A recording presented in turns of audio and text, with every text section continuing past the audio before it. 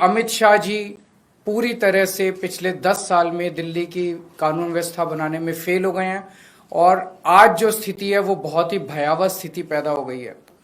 Delhi rape capital of the world है, कोई कह रहा है gangster capital of the world है, कोई कह रहा है सबसे खतरनाक कैपिटल है।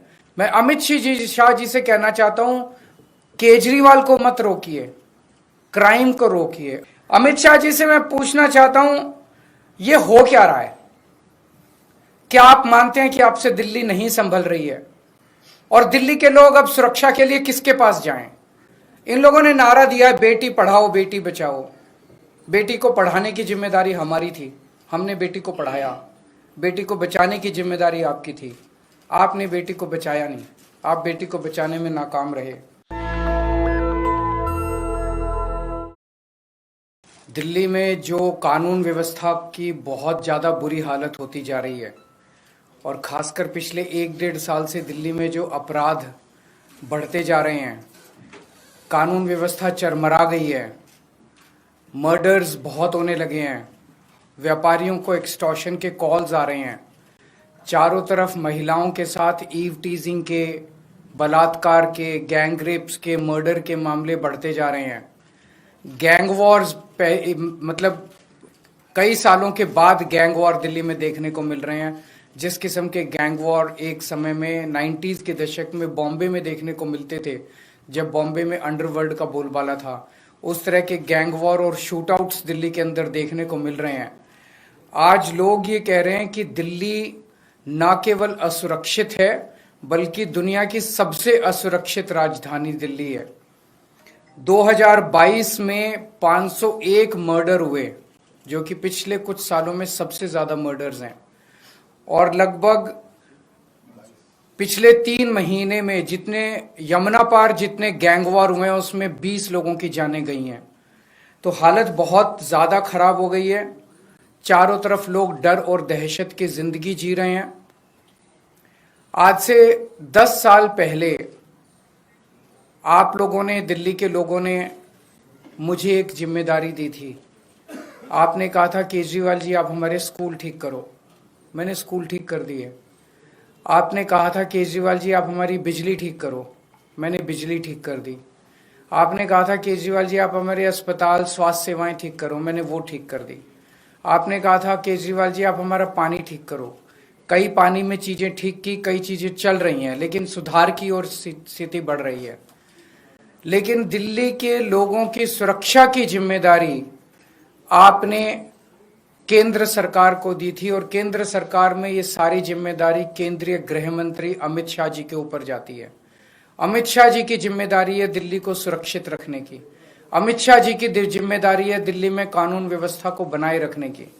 लेकिन आज मुझे बेहद अफसोस के साथ कहना पड़ रहा है कि अमित शाह जी पूरी तरह से पिछले 10 साल में दिल्ली की कानून व्यवस्था बनाने में फेल हो गए हैं और आज जो स्थिति है वो बहुत ही भयावह स्थिति पैदा हो गई है। लोग कह रहे हैं कि Delhi rape capital of the world है, कोई कह रहा है gangster capital of the world है, कोई कह रहा है सबसे खतरनाक कैपिटल है। ये सुन के अच्छा नहीं लगता। ये केवल बात दिल्ली की इमेज की नहीं है, ये बात लोगों की सुरक्षा से रिलेटेड है। आज सबसे ज्यादा 2 तबके के लोग डरे हुए हैं, महिलाएं और बिजनेसमैन। कल मैं नांगलोई गया। नांगलोई में कुछ दिन पहले रोशनलाल नाम के एक व्यक्ति जो दुकान चलाते हैं, उन्होंने 8 बजे सुबह दुकान खोली, 9:15 बजे उनके दुकान पे 2 मोटरसाइकिल पे सवार आए, उन्होंने गोलियां चलाई और वो भाग गए। कल मैं उनसे मिलने के लिए गया था बस, और भारतीय जनता पार्टी के कार्यकर्ताओं ने मुझे उनकी दुकान तक नहीं जाने दिया, रास्ते में रोक लिया, रास्ते से वापस आना पड़ा मुझे। रोशनलाल जी ने अपना बेटा भेजा मुझे, मैं गाड़ी में बैठे बैठे मैंने उनके बेटे से मुलाकात की। मेरे को रोकने से क्या होगा?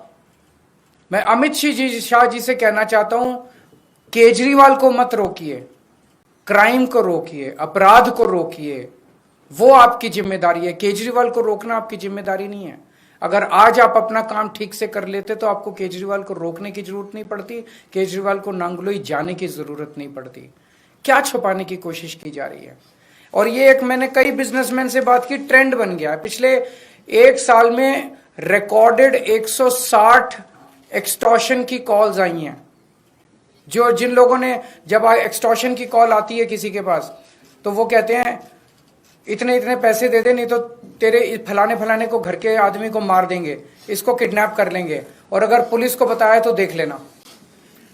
70-80% लोग तो रिपोर्ट ही नहीं करते पुलिस में, बताते ही नहीं है पुलिस को, डर के मारे, और वो पैसे दे देते हैं ताकि उनको सुरक्षित रहें। तो 160 कॉल तो पुलिस के रिकॉर्ड में है, पता नहीं कितनी कॉल्स ऐसी हैं जो लोगों को आ रही हैं और लोग बता नहीं रहे। तो हर रोज पता नहीं कितनी एक्सटॉर्शन कॉल्स दिल्ली के अंदर आ रही हैं। और ये एक्सटॉर्शन कॉल्स क्या हैं? एक व्यापारी को विदेश के नंबर से एक्सटॉर्शन कॉल आती है, उसको कहा जाता है कि इतने पैसे दे दे, नहीं तो तेरे को ये कर देंगे, वो कर देंगे।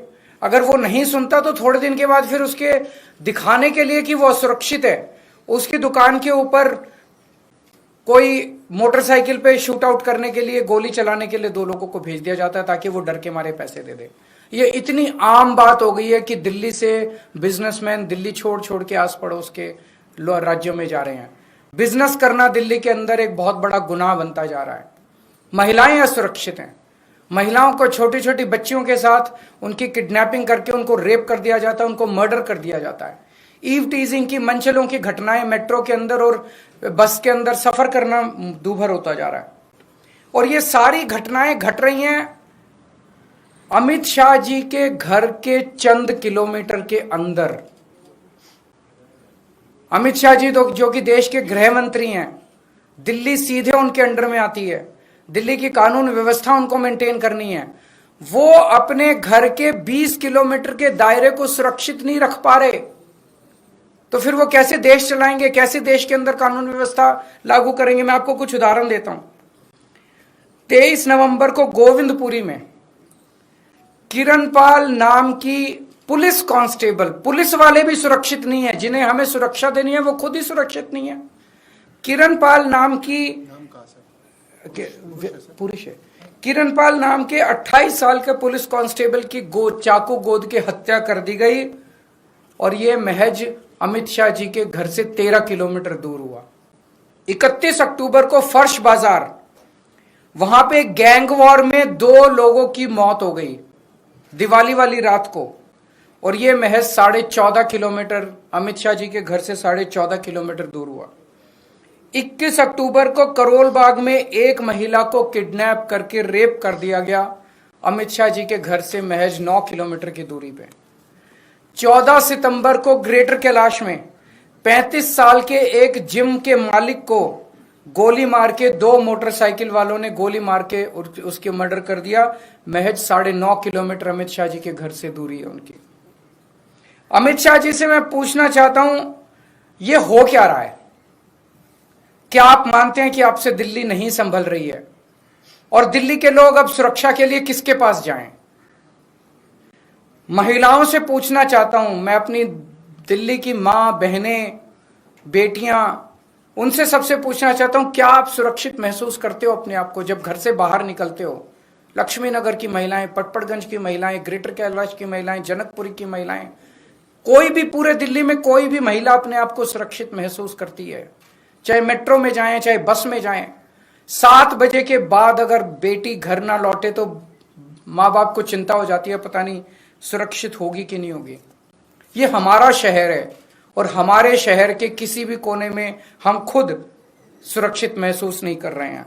12 सितंबर को बेगमपुर में 3 साल की बच्ची को किडनैप करके सेक्सुअली असॉल्ट किया गया, मात्र 8 किलोमीटर अमित शाह जी के घर से। 30 हजारी, 8 अगस्त को 30 हजारी कोर्ट के अंदर एक वकील ने 21 साल की एक महिला का कोर्ट के अपने चेंबर में बलात्कार कर दिया, मात्र 10 किलोमीटर अमित शाह जी के घर से। 1 अगस्त को दिल्ली कैंट में 9 साल की बच्ची का रेप करके मर्डर कर दिया, मात्र 9 किलोमीटर अमित शाह जी के घर से। इन लोगों ने नारा दिया, बेटी पढ़ाओ बेटी बचाओ। बेटी को पढ़ाने की जिम्मेदारी हमारी थी, हमने बेटी को पढ़ाया। बेटी को बचाने की जिम्मेदारी आपकी थी, आपने बेटी को बचाया नहीं, आप बेटी को बचाने में नाकाम रहे। आज मैं अमित शाह जी से पूछना चाहता हूं कि आपने दिल्ली को दुनिया की सबसे असुरक्षित राजधानी क्यों बनाया? आपने 10 साल में इसको रोकने के लिए क्या काम किया? हमारे दिल्ली के लोग जाएं तो जाएं कहां? आज दिल्ली के लोग भय में जी रहे हैं। क्या आप मानते हैं कि आपसे दिल्ली नहीं संभल रही है? अगर नहीं संभल रही है तो किसी और को जिम्मेदारी दे दीजिए।